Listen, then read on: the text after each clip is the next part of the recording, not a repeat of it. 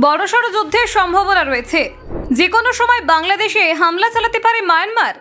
সীমান্তে আচমকায় বারুদের গন্ধ। বাংলাদেশকে নিশানা করে যুদ্ধের হুঁশিয়ারি দিয়ে দিল মায়ানমার। ড্রোন হামলার অভিযোগে আগুন নেপিদোতে। ঢাকার দিকে আঙুল তুলল মায়ানমার। কূটনীতি ভেঙে যুদ্ধের পথে এগোচ্ছে নাকি দুই দেশ। বাংলাদেশে বিমান হামলার ছক কষছে মায়ানমার। রোহিঙ্গা বিদ্রোহী ইস্যুতে বিস্ফোরক পরিস্থিতি। মুখোমুখি বাংলাদেশ আর মায়ানমার। বাংলাদেশের মাটি থেকে হামলা, রেগে লাল মায়ানমার জনতা। ইউনূস সরকারের নীরবতায় ক্ষুব্ধ নেপিদো। সীমান্তে যুদ্ধের আশঙ্কা চরমে। কক্সবাজার থেকে চট্টগ্রাম বাংলাদেশে এয়ার স্ট্রাইকের হুমকি দিল মায়ানমার। পরিস্থিতি কোন দিকে এগোচ্ছে দেখুন। নতুন বছরের শুরুতে আন্তর্জাতিক রাজনীতির আকাশে ঘনিয়ে উঠেছে অশান্তির মেঘ। মধ্যপ্রাচ্য থেকে দক্ষিণ পূর্ব এশিয়া বিভিন্ন অঞ্চলে যুদ্ধের সম্ভাবনা বিশ্বজুড়ে উদ্বেগ বাড়িয়েছে। ইরানকে ঘিরে আমেরিকার সম্ভাব্য সামরিক পদক্ষেপ যেমন আলোচনায়, তেমনি উত্তপ্ত হয়ে উঠেছে ভারতের দুই পড়শি দেশ বাংলাদেশ ও মায়ানমারের সম্পর্ক। সাম্প্রতিক পরিস্থিতিতে বাংলাদেশ মায়ানমার সীমান্ত ঘিরে যে উত্তেজনা তৈরি হয়েছে তা ধীরে ধীরে বড়সড় সংঘাতের দিকে এগোতে পারে বলে আশঙ্কা করছেন আন্তর্জাতিক পর্যবেক্ষকরা। দুই দেশের কূটনৈতিক টানাপোড়েন এখন আর শুধু কথার লড়াইয়ে সীমাবদ্ধ নেই, বরং তা সামরিক সংঘর্ষের সম্ভাবনাকে সামনে এনে দিয়েছে। মায়ানমারের জনতা সরকারের তরফে একের পর এক গুরুতর অভিযোগ তোলা হয়েছে বাংলাদেশের বিরুদ্ধে।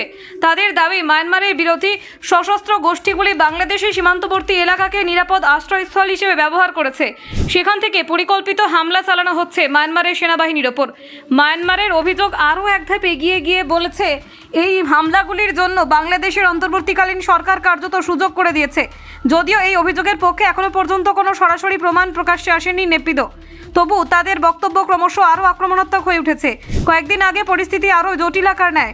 মায়ানমারের বিদ্রোহী গোষ্ঠী এবং কয়েকটি সশস্ত্র রোহিঙ্গা সংগঠন একযোগে ড্রোন হামলা চালায় মায়ানমার সেনাবাহিনীর ওপর। অভিযোগ অনুযায়ী এই হামলা চালানো হয়েছিল বাংলাদেশ মায়ানমার সীমান্তের কাছাকাছি এলাকা থেকে। এই ড্রোন হামলার পর থেকে মায়ানমারের জান্তা সরকার প্রকাশ্যে ক্ষোভ উগরে দিতে শুরু করে। তাদের বক্তব্য, প্রতিবেশী দেশের মাটি ব্যবহার করে যদি মায়ানমারের ওপর হামলা করা হয় তাহলে তা সরাসরি সার্বভৌমত্বের ওপর আঘাত। এই ঘটনা কোনোভাবেই মেনে নেওয়া যায় না বলে স্পষ্ট বার্তা দেয় নেপিদো।